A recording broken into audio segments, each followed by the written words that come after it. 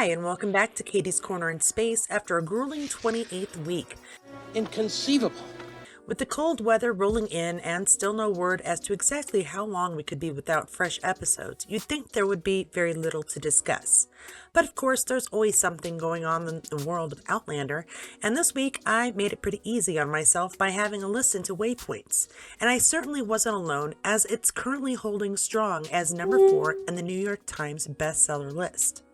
First off, I just love to tell you what I think of Sam's memoir. I found it too funny that he starts with a Lord of the Rings reference, considering we already know his parents named his brother, and most likely he, after characters within the book. And that's before the story even really begins. Sam not only takes us along for the walk of a lifetime, I would think for any Scot, or person who finds joy in history, but a trip down memory lane. The route full of wet, cold, wind, beauty, camaraderie, and finding joy in the simplest of pleasures truly tests Sam's resolve in completing a journey he decided to take on all but a whim. We hear Sam contemplate the moments in his childhood that cemented the man he grew to be, watching his mother work to raise he and his brother and seek education to better herself and follow her passion. His personal struggle with confidence until he was introduced to the wonderful world of contacts, not to mention a school with a class larger than 10. His honesty as he shares what choices he made and why as he decides what to do with his looming adult life, and the chances he took to further a dream of acting he might not have taken if it weren't for a friend's encouragement, are the kind of innermost contemplations each reader can't help but find relatable. And as I write this, I'm barely halfway through his journey. I especially enjoy the treat of listening to some of the recordings he made on the trail, the wind and the rain in the background as he describes the adventure in real time. I could not suggest this more for anyone who's been on the fence about making the purchase. This is not some boring biography, as Sam slides easily from talk of his hike to moments in his life. It is genuinely as close as I may ever get to having a conversation with Sam, and I'm not at all upset about that. At least I know I won't, I personally could relate to Sam's change when introduced to contacts. I had a similar experience at age 13. But also his mother. Once upon a time, I was a single mother working and going back to school. So I really believe there must be something in this book for everyone, even if it's just the panic shopper in all of us.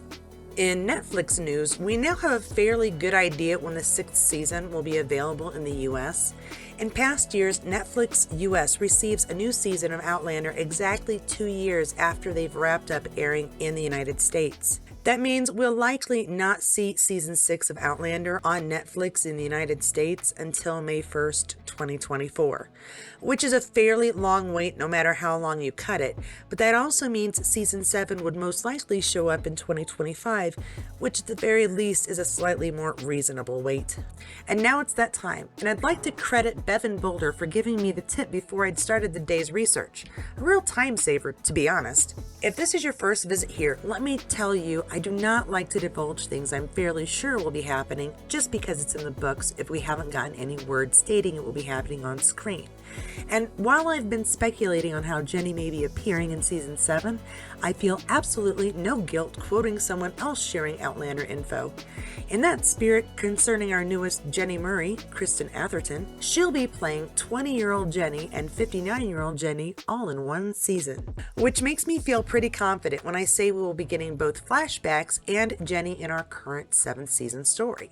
Which is fantastic because that may also mean more Jenny than just one episode or two. This same article makes several points, including that of a storyline involving Roger's time travel and the storyline which fuels it. And the big reveal on that is it involves a character we've already met in the past, but wearing another face in Season 7. Buck McKenzie, Roger's ancestor and Dougal and Galis' son. And if we will be seeing Buck regularly, it does point to the possibility a storyline from Book 8 is being brought forward. That, with the return of Dougal, Galis, and Brian, all but cemented as fact. But after last week, I'm sticking with speculation. I could go on, but it's a good article, and it is worth a full read for all of the details. Plus, if I give you much more, I'm not quoting, I'm just plain stealing, and the author really did a fantastic job. Now, I want to give credit to the author of the article, but I couldn't find a name to share, so I'll share the social networking info they did. If you don't already, I suggest adding Outlander behind the scenes to your list of favored sources for fun info on Outlander. Back to speculation based on very little actual information. In a recent interview, Sam was sharing career possibilities, saying Red Notice has given him the chance to be involved in a British spy story, which may make the lack of a Bond role as of yet less painful. But the quote worth mentioning here is, "But I'm on Outlander for a while yet." He confirmed in a recent interview with The Scotsman, which may be no huge revelation as filming is still underway. Or the very hopeful version could be, while we have no news of season 8, he may.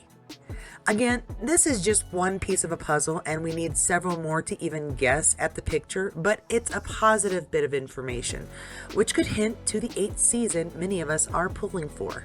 But while we wait on word, I do hope you'll check out Waypoints, and if you still need to fill some time, then have a look at some of the other videos, and I'll see you there.